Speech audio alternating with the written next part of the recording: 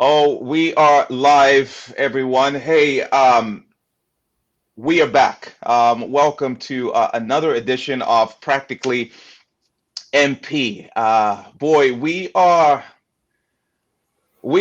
continuing to wrestle through the very, very volatile and entirely crucial conversation on racial tension and racial division, racial injustice, and welcome to the conversation. We cannot say enough how glad we are that you are willing to wade into these messy waters and willing to have this conversation. So thank you from the bottom of my heart, Matt's heart, for being here and being a part of this. And of course, we want to have this conversation because no injustice ever changed with silence, and we know Hmm. that. So we want to speak up. We want to talk about this, and we also know that, man, every step forward we take now makes the world a little bit better for our kids and our grandkids Amen. in the future. And it feels like just a worthwhile battle to fight, if not for us,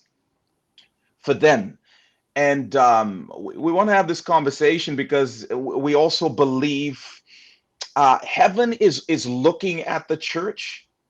And if God's people don't lead this conversation, this messy and awkward conversation, who's going to do it? And so we want to process this. Thank you so much for being here. We started this conversation last week. My friend Matt Dool, who's joining me again today, reached out to me after the Ahmaud Arbery murder in Georgia and was beside himself and continued to say, I feel like we need to do something. We cannot do nothing. We cannot say nothing.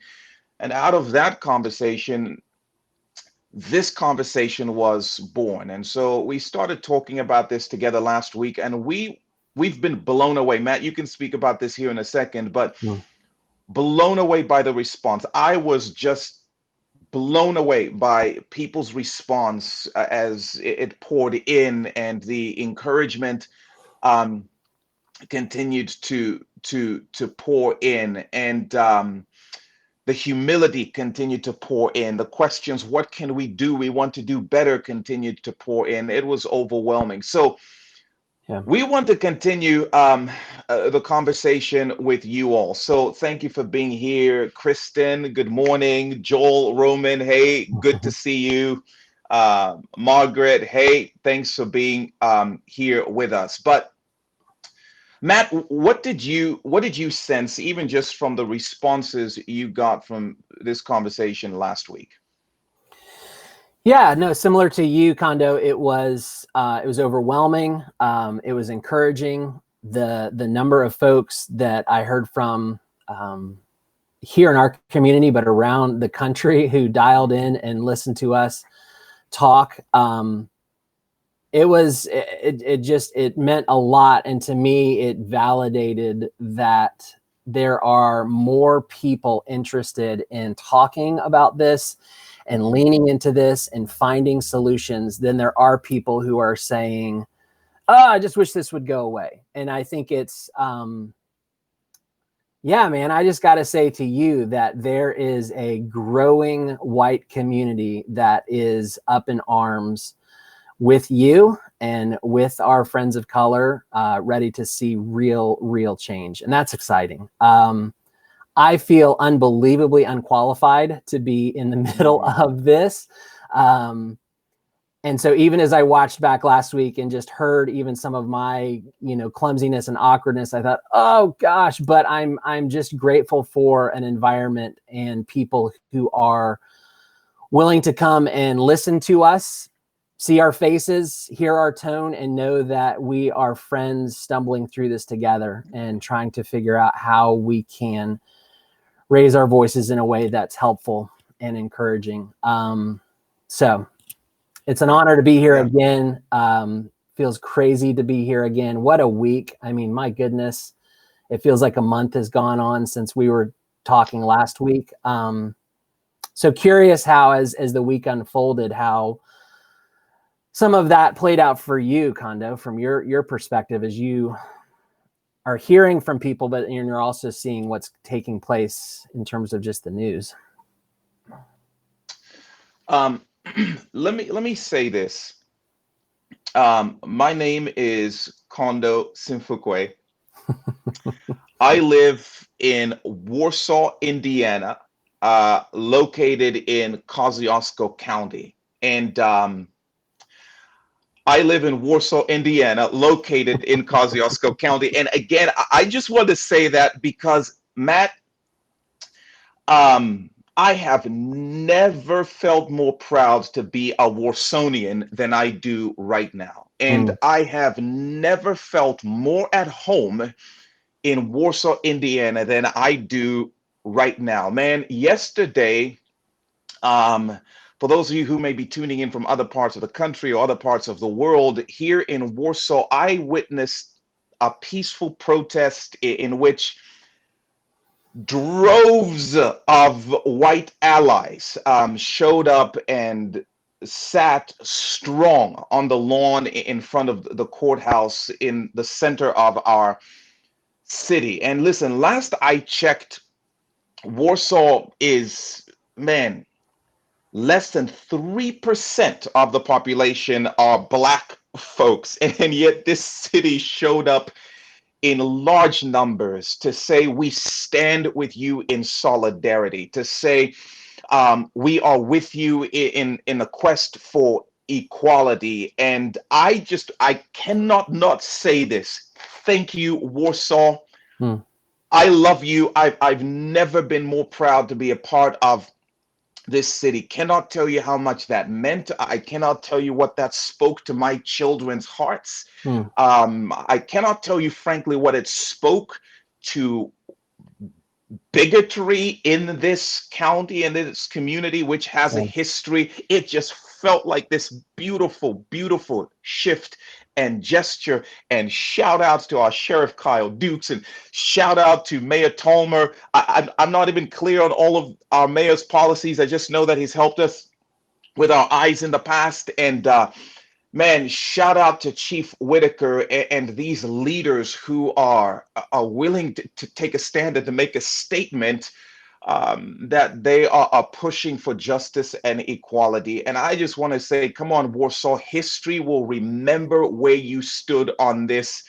Yeah. And I just want to say thank you. And Matt, I know you were actually there, and I'm curious to know what experience you walked away with, what feelings you carried away from that the protest yesterday. Yeah.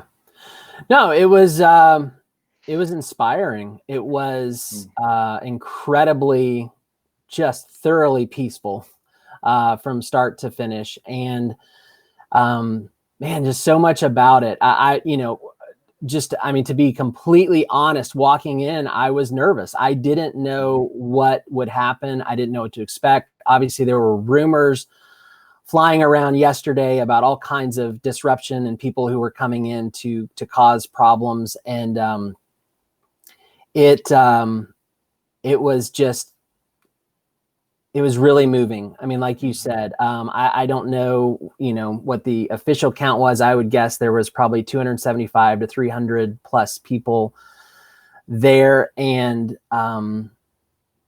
there was just a moment for people of color to get up and just share stories. So story after story after story, people who shared their experiences. And a couple of the stories that really stood out to me, one was Sarah McNeil Strahan. She talked about being an African-American growing up in this community. She went to the old Lincoln School as an elementary school student. And for her to just fight through tears yesterday and say she never, ever would have imagined a moment like this to happen in Warsaw was just so powerful. And there were a couple of similar stories like hers of just people standing in awe of, wow, this is just such an incredible step forward. And that's what I walked away with. It felt like a great step forward. And like you mentioned, I had a moment to talk with Sheriff Dukes and just hear from him, during the protest, but then also off to the side. And I just can't say enough about him and Chief Whitaker and Mayor Joe Talmer. They sat with the protest organizers for 2 hours yesterday morning to talk through, to process feelings on both sides, to talk through and dispel rumors, and to set up and say, we want today to be a success. And we want today to be about unifying and bridging that gap between our city officials and law enforcement and our African American and Hispanic communities. And that happened. I mean, it happened and it was awesome. I know Mayor Joe is talking about forming a coalition of community leaders to keep this conversation going. And so yesterday was a great step forward, and I think there is an open door to many, many steps beyond that. So I just couldn't be more excited and more grateful for what happened yesterday. Come on, Warsaw. Yeah, it's a little bit sad that a part of me was surprised. Mm-hmm. But gosh, man, I could not be more proud. So again, man, it speaks volumes. Where you stand, it speaks volumes. What you say, we are hearing you, and I can tell you, the minority community, you know, the black community is listening, and it wasn't just the black community represented as far as diversity. Man, there were a lot of folks of color there, but I know for me it's just super stirring, super stirring. Corey, good morning. Courtney, good morning to you. Julia, good morning. Thanks for being a part of this conversation. Matt, I want to maybe shift gears for a moment, because Sure. part of what we wanted to do was, encouragement obviously poured in last week from so many of you, but so did questions. Yeah. And as we've obviously observed the media, the news and social media, I guess I want to ask you, yesterday was a beautiful expression of support and solidarity here in town, but there've been some pretty dark moments in this nation, at least painful moments. A lot of the conversation and questions center around, for instance, the rioting and the looting and the protests that have found maybe destructive expression. I guess I'm curious to ask you, and I know that kind of puts you on the spot in this messy conversation. Mm. What's your take on that? Because there's obviously grief, there's obviously hurt, there's incredible pain, and some of it is being expressed in looting, and some of it's being expressed in various kinds of rioting. What's your take on that? If somebody asks you your thoughts on that, what have you said? Sure. Man, we talked a little bit about this last week. This is one of those very layered, nuanced issues, and so yeah, it's Kondo. It's hard. I mean, to watch the rioting and the looting is heartbreaking. As I've shared with you, some of this started for me with the Ahmaud Arbery shooting in Georgia. My heart certainly leaned in as I saw images downtown Atlanta last week, things on fire, things at the CNN Center, a doorway that I have walked through literally hundreds of times, seeing it under siege in a standoff between police and people in Atlanta, was just heartbreaking. Absolutely heartbreaking to see businesses that I have gone to and been a part of, to have windows smashed out and things burned down. And then to see that just across the country, and to see the violence play out, and to see just the different things. I spent a lot of time watching news. I also spent a lot of times trying to find just sources through social media that are not national news, and just seeing the contrast of stories of, there are these peaceful protests going on, and then there's also this violent thing that is happening. And so I think we have to just really embrace the complexity of this thing to say, there are layers upon layers upon layers. There are people out there with absolutely evil, terrible agendas that are inciting violence. There are people out there who are just expressing themselves in what I believe to be the trauma that they have experienced and the oppression that they have experienced through their life. And so, quite honestly, I think that's the thing I'm most interested in, is processing and understanding that. Because to me, that's the most human thing that I know how to walk towards and to unpack. So, is looting okay? I do not think it's okay. I think that it is wrong. Is violence okay? No, it is not. I think that is wrong. Do I understand why it's happening and why some of it's taking place? In some ways, I think I do. And I would really love to hear from you on that, Kondo. But I think that the thing that I can relate in my life is, we have done, as you know, foster care in our home a couple of different seasons. And we've had these children enter our homes who have gone through just unbelievable amounts of trauma and heartache.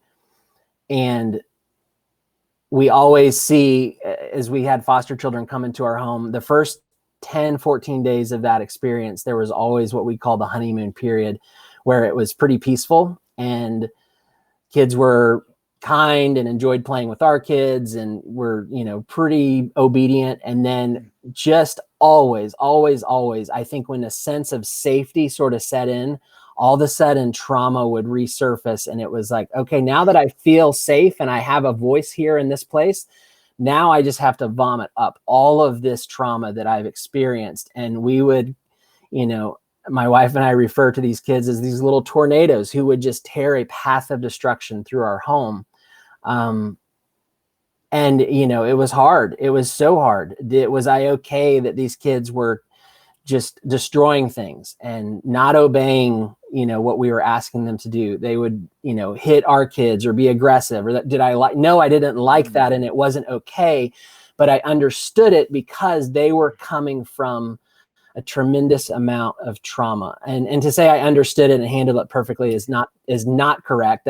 It was always hard. And there were many, many moments of throwing our hands up and not knowing what to do and being angry ourselves and not sure of how to handle it. But I think as we stepped away and we'd take a breath and we'd hear perspective, it's the trauma. It's the trauma. There's something here that needs to be heard. There's something here that they need someone to come stand with them and hold them and embrace them through the trauma.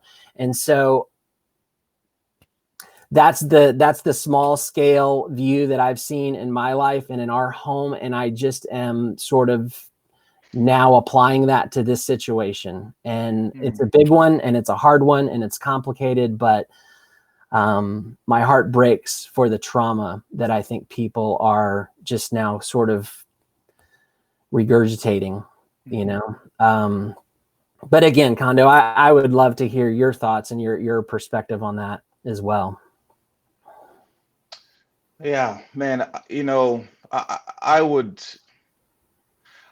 be so clear and unapologetic in saying, if somebody asked if the looting or the burning of buildings is okay, it's like, come on, the answer is no. I get it, but I do not. I can't endorse it. Um, I think yeah, it's it's wrong. And um, I know folks have asked that in the midst of all of this. Are you saying that's okay? And it's like, no, not saying the looting and the rioting and destruction of property is okay. And yet, I cannot condemn the rioting without making a plea. And man, I guess in all of this, what has struck me as I've read what people are saying is this. I'm just begging on behalf of the Black population in particular, but people of color in general. I am begging my white brothers and sisters to please listen to the pain. Mm-hmm. Please listen to the pain. And man, I've been heartbroken, Matt, and I've found myself incredibly angry by so many of my white brothers and sisters who have been, for lack of a better term, just so pharisaical. Just these Pharisees who demand perfection with no empathy. Mm. And it's like it's felt like just refusing to listen to 400 years of pain because it's not presented perfectly. Mm-hmm. And that feels so pharisaical to me.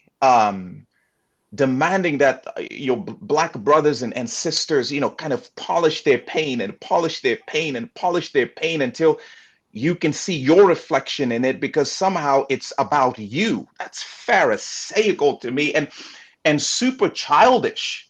Matt, if my kid comes home and says to their siblings, I got an A in school, and one of the other siblings says, oh, you think you got, let me tell you, we'll be like, shh, Mm. let them have this moment. Mm-hmm. Yeah. Let them have this moment. Don't trampoline off their moments to make it somehow about you. And I've felt that over and over again. It feels like this demand for like for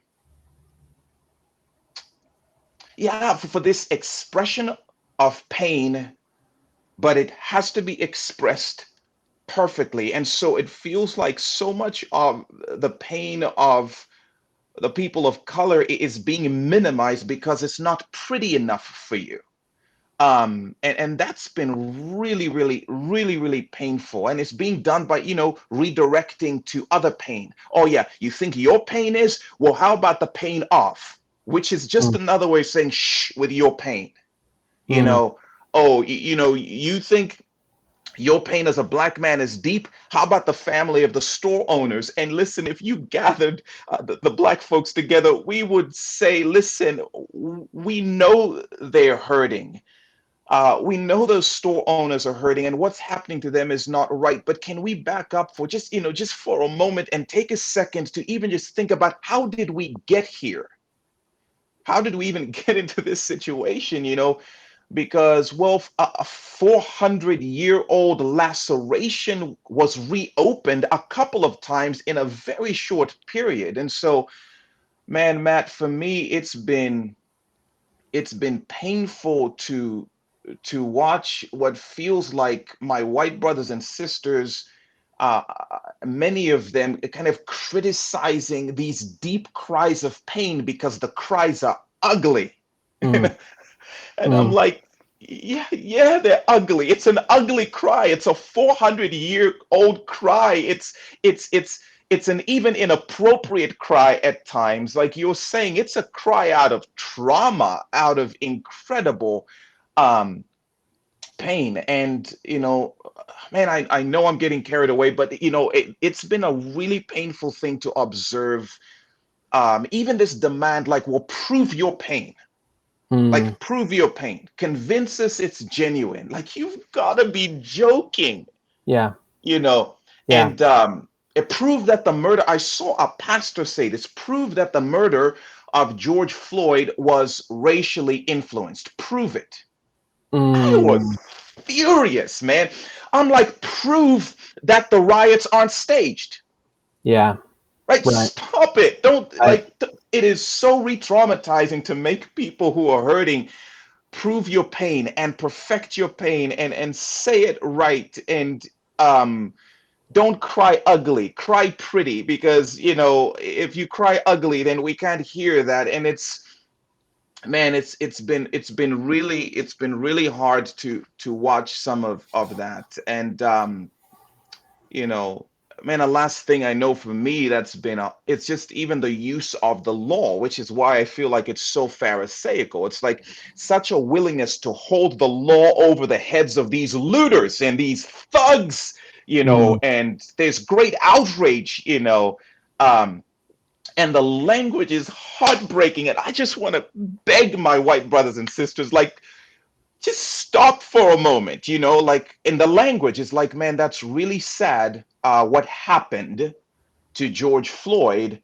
but damn it if they'll burn down our buildings. That's against the law. yeah, That's hurtful, man.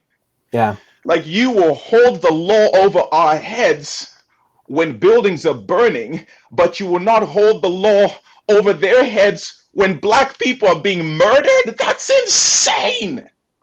yeah, That's insane, man. And so for me, there's just this plea to my white brothers and sisters, like, would you please, please listen to the pain without minimizing it by comparison? Would you please, listen to the pain, even though it's not, perfectly presented? Would you please, listen to the cry that's kind of coming out from the hearts of your brothers and sisters of color? And Matt, you said it, like, consider what it's like when kneeling is too unpatriotic and, pleading for breath. Well, that's an exception. That's just a few people, yeah. slavery, well, that's the forefathers. A peaceful protest, that's good, but it doesn't change anything. So, man, I'm not endorsing riots. I can't endorse, the looting, but I am begging, are you willing to hear profound pain imperfectly expressed? Yeah, Um, yeah, that makes me a better dad. When my daughter comes home and she's been bullied and she's been hurt at school, and her friends aren't talking to her anymore and she's just hurting. And she walks through the door and I'm like, I told you to pick up your room. And she slams her bag on the ground and, like, I don't like you guys. And then she walks off. I'm like, oh, no, you don't. Get back here, And I have to get better at being willing to say, man, what you did is not great, but tell me how you're hurting. Can I listen? Can I hear? Even if it's ugly at times, man, you knew I'd get carried away, but it's been incredibly painful to see this coming from my white brothers and sisters. But anyway, Matt. yeah. No, and Kondo, man, I cannot say I am sorry enough. And if I have to just keep saying I'm sorry, I'm sorry, I'm sorry to you, I will, because it's not okay. It's not okay for us to have such limited vision and tunnel vision. And this is okay, but that's not okay. And this it drives me equally insane. And yeah, I'm sorry, Kondo. I am sorry that there have been some of those statements made and said, because I think what we have is just an unbelievably history defining moment. Mm-hmm. And what I hope and what I pray for all of us is that we would be found on the right side of history when this story is Yeah. told. And I think what just Yes. drives me a little bit crazy is we are all so quick to celebrate and quote Martin Luther King Jr. and just some of the amazing things that he said, and yet forget that there were many of his protests that ended in rioting, where they were beat up with billy clubs and drug off to jail. And there were some really hard, violent things. And there were some things that we don't quote that were just a little bit harder to hear and had a little bit more edges to them. And yet now, and at the time, he was hated. He was absolutely hated, and he was murdered for what he stood for. And now, as we look back, we obviously look so favorably and we hold him up like we should. And I just want to challenge everybody to say we are in the messy middle of this thing, Mm-hmm. but there will be a moment where history will look back and tell the story, and what Mm-hmm. side will you be standing on? Is Yeah. it okay for people to be murdered? No, it is not. And if we are not doing things to stop that and to create progress in that, then we're on the wrong side of history. If we are inconvenienced by all of this and we're tired to hear about it, and you're on the wrong side of history. Hmm.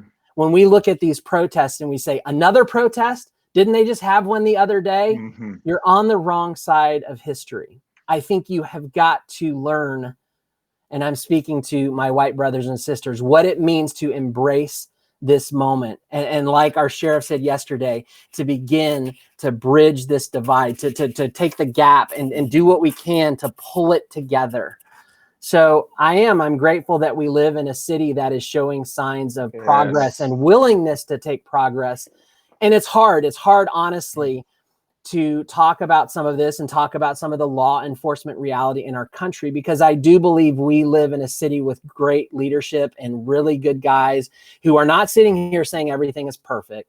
They're willing to look at things, take a hard look at things and say, what do we need to improve? But one of the things I've been looking at is this Campaign Zero. And if you don't know what that is, you should Google this organization. But they are just doing tons and tons and tons of research about just the violence around the country. And the Campaign Zero, the idea is a day where 0 people are dying violently at the hands of our law enforcement. And just a couple of the things that stood out to me, 3 to 1 in this country Hmm. of Black men being killed over white men in confrontations with law enforcement. 3 to 1, that's the national average. For Minneapolis, it was 13 to 1. Hmm.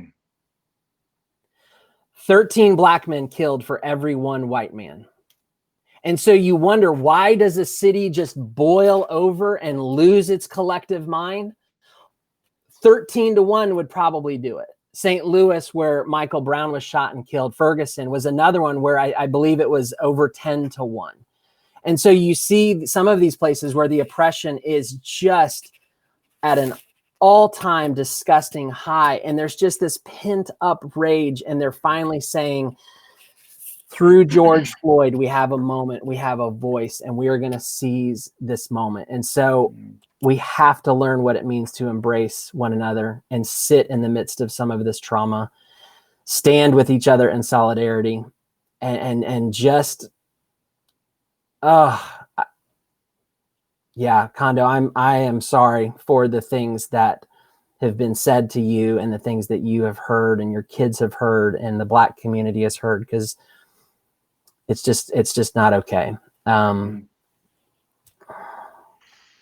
Yeah. Um, Matt, that means a lot. I know you and I, just even had a quick conversation the other day, and it is really true. Like, for me, I'm hearing what people are saying. I am very dialed into where people are standing.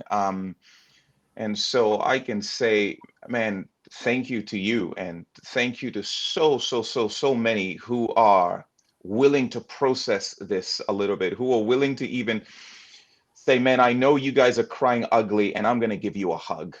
You Hmm. know, Yeah. I'm going to give you a hug. And for me, it's just been just incredibly meaningful. Just the amount of hope I feel. I mean, we're a long way away, but goodness sakes, it feels like moving in the right direction. And yeah, and I think something that people have asked, and it seems like another point of tension is, and I'll be curious to get your thoughts on this, but it's this the Black Lives Matter, movement. It seems like it's running into uh, a lot, especially again among our white brothers and sisters, and I understand this, Hmm. running into the yeah, but don't all lives matter, which is part of what you just talked about in some of those numbers you shared. And Man, can I just say, by the way, for the record, and I know this is probably a little preachy moment, and then we'll be done. But for the record, Matt, I do want to say that I believe personally that Jesus would have gladly worn a "Women's Lives Matter" shirt Hmm. um, in the first century, not because he didn't think men's lives mattered, Yeah. but because in that cultural context, women were the category that was disproportionately discriminated against and disproportionately mistreated and often undervalued, and they couldn't testify in a court of law. They couldn't own their own property. There was second class citizens in this patriarchal culture, and because they were disproportionately mistreated, Jesus went out of his way to elevate the undervalued, not to put them above anyone else, but to include them among everyone else equally. And man, I don't believe my life matters more because I'm a black man than my wife's life matters because she's a white woman. And Hmm. I've just seen a lot of this that is almost like to say Black Lives Matter is to undermine all lives. And I just again, gosh, I, it's been frustrating, Matt. I don't know if you can tell that, but it's been really, really frustrating and really, really painful because also in the church, come on, to say unborn lives matter is not to say elderly lives don't, but there's a Right. disproportionate number of babies who are murdered in this country. And until babies' lives matter, all lives don't matter. Yeah. Yeah. So for me, it just, I'm begging again, my white brothers and sisters, don't be threatened um, by this plea for equality. It's not a plea for superiority. It's a plea for equality because of what feels like a disproportionate mistreatment of a particular category. I'm going to do this, Matt, because pastorally, there's a section of scripture which let me Hmm. find it. This is First Corinthians chapter 12, and it's speaking about the body of Christ, the Yeah. church, and it's speaking about equality in the church and different parts in the church. And it says, and the parts that we think are less honorable, Hmm. we treat with special honor. Hmm. And the parts that are unpresentable are treated with special modesty. While our presentable parts, they need no special treatment. And I get this. As a pastor, I get this. We will celebrate our volunteers, not because our staff doesn't matter, but because we Right. realize, man, our staff gets thanked all the time and they get paid, you know. But then, it says, but God has put the body together, giving greater honor to the parts that lacked it. I Hmm. don't think God is saying those parts are more important. That's the whole point. But they lacked it, so God gives greater honor to them so that there should be no division, but that its parts should have equal concern for each other. And then it says in verse 26, 1 Corinthians 12, if one part suffers, every part suffers with it. That's why, to Yeah. me, the protest yesterday, that's why when my white brothers and sisters stand in solidarity, I'm like, you are willing to suffer? We are willing to suffer with each other? If one part is honored, every part rejoices. Yeah. That's what this movement really is. And Matt, I want to say this to you before this conversation.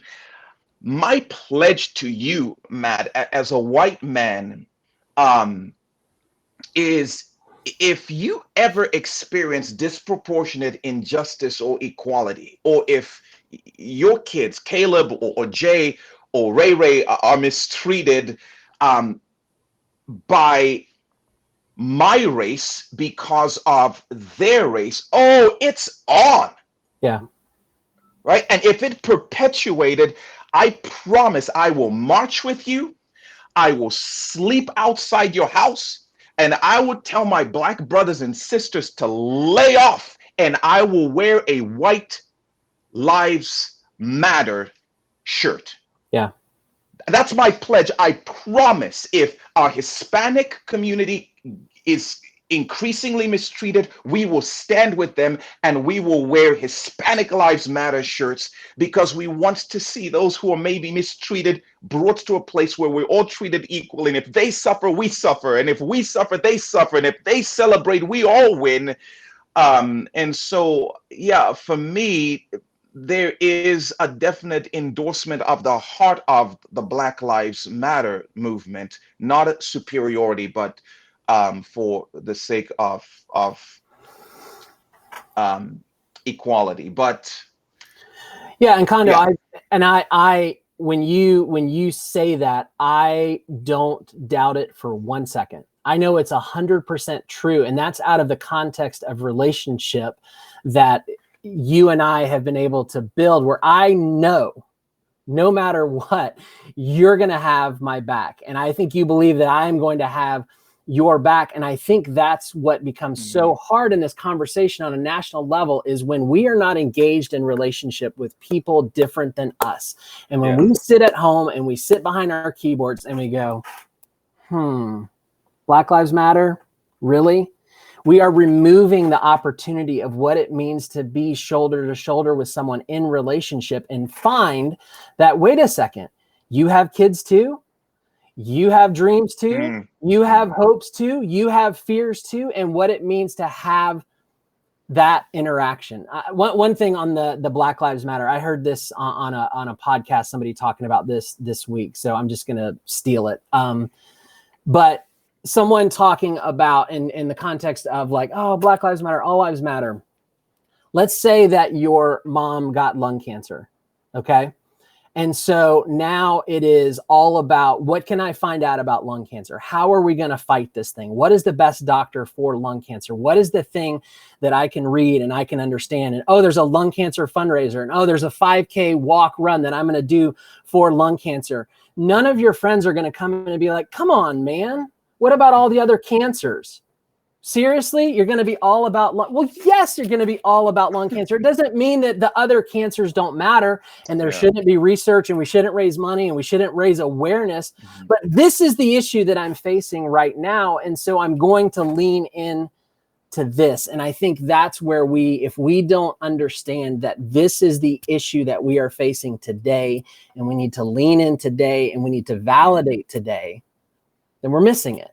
yeah, So, man, yeah, I think that it's a perspective thing. And I get the good intention of all lives matter and colorblind and all those things. And yet we serve a God who created us in all his creativity and made all of this color. And so let's not dumb it down. Let's embrace and let's just be willing to lean in and lean into relationship to learn about each other. And I just can't express enough the desire. If I could take anybody who has a problem with this conversation, who has a problem of leaning in, if I could take them outside of their daily context and put them shoulder to shoulder with someone different than them and almost force that interaction for a few days, I just promise they would come away different. It's what we have to do. It's Amen. what we have to do.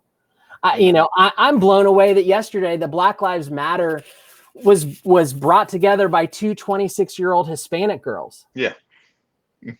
That's awesome. When one part suffers, So it just means, what does it take for us to be? And man, I think we can be uncomfortable.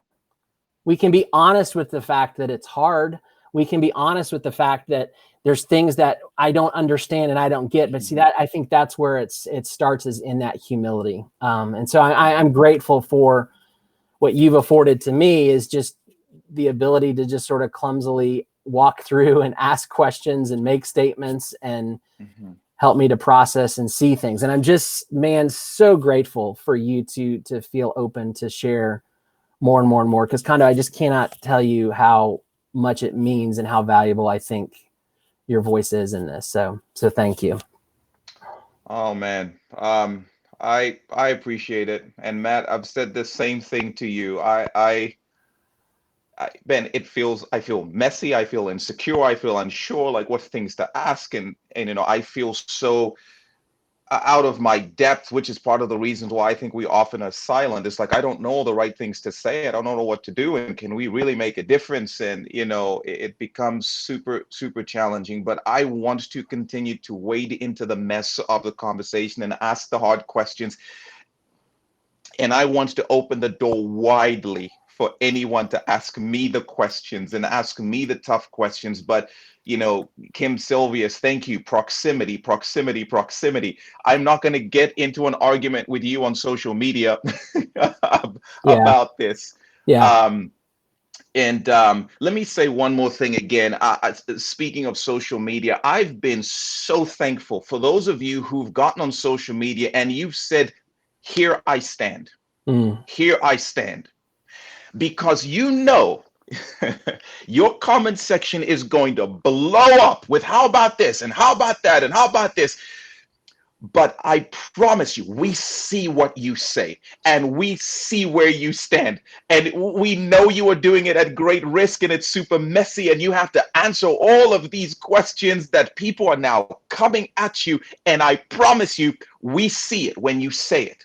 So, somebody asked, like, man, is social media a great place to have this dialogue? And the answer to me is no, it's a right. terrible place to have a dialogue, but it's a great place to make your stance known. Yeah, This I believe. Here I stand. This is wrong. I side with this. I'm with you. I hear you. I have a hug waiting for you. Even though your cry is ugly, you can make your declarations known on social media, but it's a difficult place to have meaningful and lingering and heartfelt conversations. It's a great place to argue if that's what you're looking for.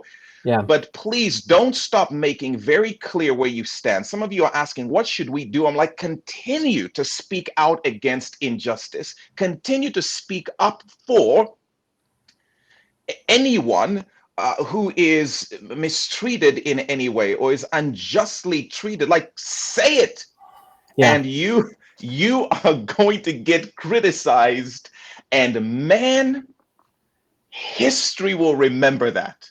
yeah. And your brothers and sisters of color, we noticed that, and so it's just a pretty awesome thing. Carla, hi. Leah, hi. Mhm. Jen, what is up? Margaret, hi. Matt, we are obviously not going to slow down on this conversation. Even for us at church, we're going to be talking about this a little bit. But we do not want, the headlines moved on to something a little, Yeah, yeah, shinier, and so yeah. we moved away from the conversation, almost as if the media moves away from it, then it's over. Right. We as a church, man, Matt, we've got to hold the line on this. We've got to continue to perpetuate this conversation, and people will listen, maybe less and less and less, but there is a rising up of folks in the white community, in the minority community, who are saying enough, and we're going to continue to push this forward for the sake of the generations, for the sake of those who are suffering, for the sake of the glory of our God. But man, what have you found, just in terms of, maybe real quick, some any resources you would recommend, and then we'll obviously put them up here for folks to be able to track Sure. them down. Sure. Yeah. And I saw last week in the comments, some folks recommended some different books. There's films, there's podcasts, a few books that have been recommended to me. And these are not books that I have read yet, but I certainly plan on it. But some books that have been recommended, White Like Me, by Tim Wise, and it's a narrative approach. It's a white man who basically walks through his journey of unpacking, I believe, his perspective and some of his Mm, biases and what it meant to become a white ally. Um, White Rage: The Unspoken Truth of Our Racial Divide by Carol Anderson. This is a more historical approach, kind of takes through mhm, some big moments in history and flashpoints in American history in terms to race. What white children need to know about race by Ollie Michael. Just an honest perspective. I think it's someone who wrote an article that turned into a book of just giving us as white parents perspective and things that we can be communicating to our kids. And then the last one I have here is Uprooting Racism, How White People Can Work for Racial Justice by Paul Keivel, I believe is how his name says. And that one, it looks like is it's just a variety of resources, exercises, things to connect and plug into to be more effective in this conversation. But, like many and most of you, unbelievably great resources out there when you start to Google things. A number of great podcasts where I've heard more and more people tell their stories of racial injustice and oppression in our country. Some things just incredibly hard to hear, but important for us to hear.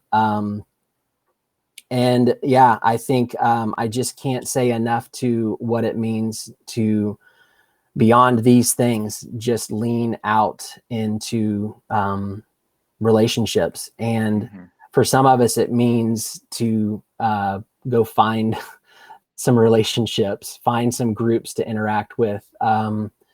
So wherever you are, I think if you hear of a gathering, you hear of a conversation, you see an opportunity, I would encourage you to lean into some of those things, because I think it's important more than anything for us to be getting face to face in these conversations.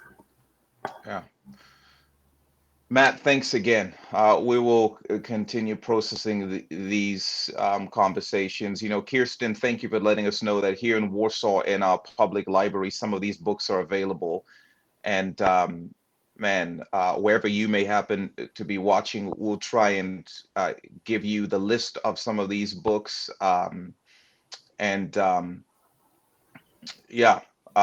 Jerry Purdy, thank you. Cultivate places of belonging by being willing to widen your circle. That is so true.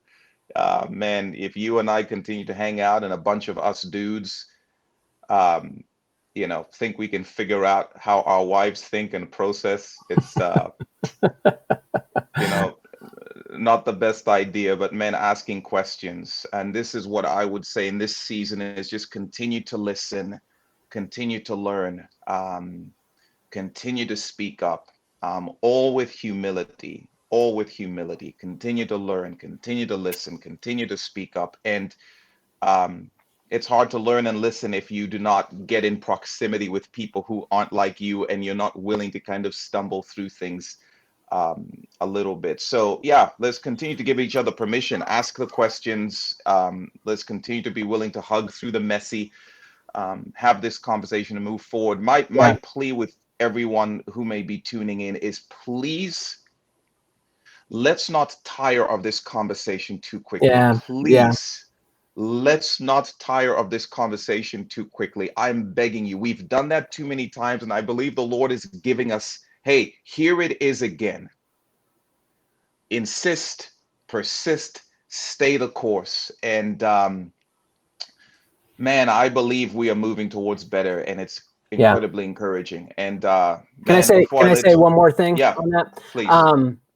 Yeah, and I think just hearing that and processing some of that and the what can I do. One of the most powerful things I saw this week, and I shared it with you, was in George Floyd's hometown. Some white community came and gathered around his family, and they knelt in the pouring rain before this Black family and just offered, just asked for forgiveness, said they were sorry, and prayed. And it was just such an unbelievably moving thing to see that, to see the power of that, to see both sides reaching out to each other in tears. And man, I'm such a fan of saying I'm sorry never hurt anybody. I don't think ever. So Amen. In the Amen. What can we do?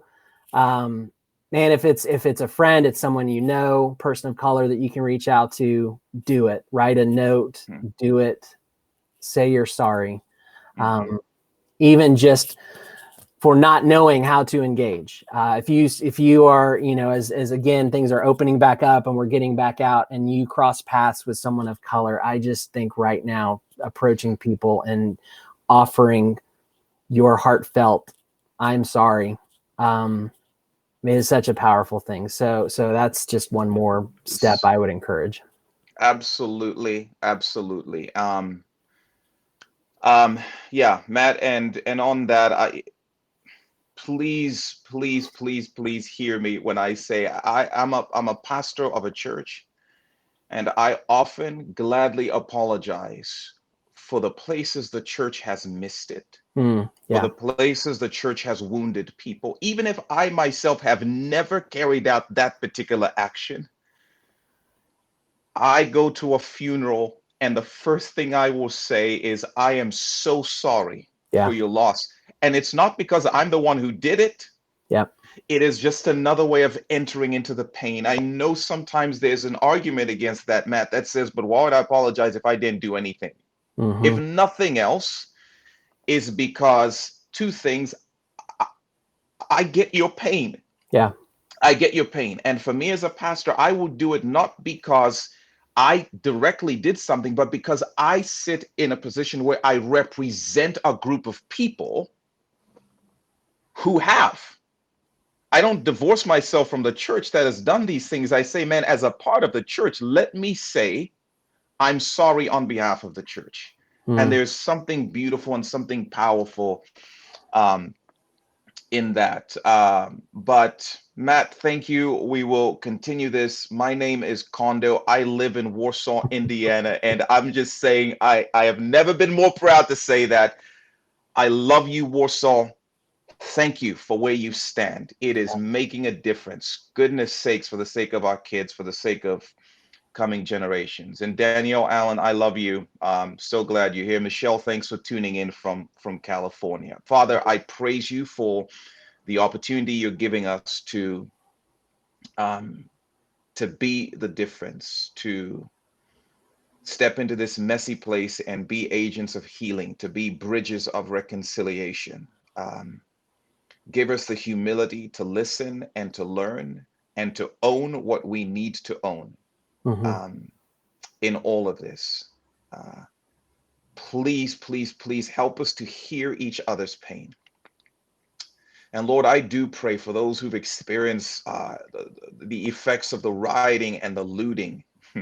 I beg you, may the church in those cities show up Mm-hmm. to help clean up, to help fix things, to help to say, we see your pain and we want to help fix this. But in the midst of all of that, Lord, help us to remember this deep wound Yeah. that we believe you're in the process of healing, but you are using your people. So help all of us to sign on and say, we're in, use us. Yes to that for the sake of your name and for the coming generations. It's in Jesus' name we pray. Mm. Amen. Amen. Amen. Hey, thanks so Amen. much, everyone, for being with us. Matt, thanks again. And well, we'll see you all soon. We don't know what the next step in this conversation will be, but we will continue to have it. So God Absolutely. bless you all. See you Thanks. soon.